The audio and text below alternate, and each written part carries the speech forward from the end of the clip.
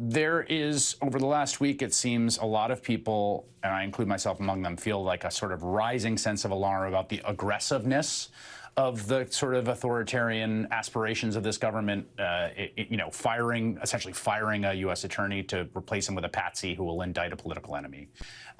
The continued threat of using the military on American citizens. Do you feel the same way over this last week or two? I think there's two things that are happening at once, and this is something that's very important for people to understand.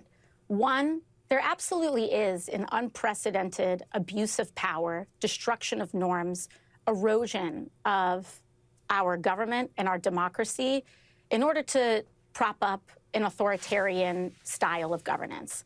That is happening. However, they are weaker than they look.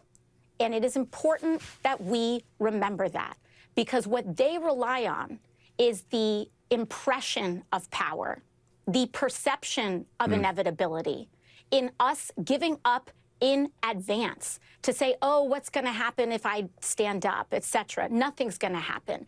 They rely on that perception of inevitability and power so that people comply in advance and acquiesce in advance and give up in advance.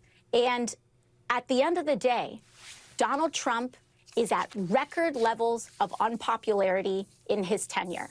The Republican House is at record levels of unpopularity.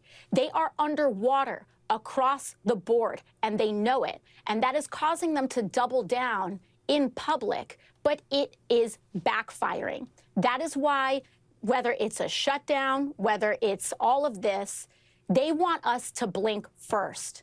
And we have too much to save.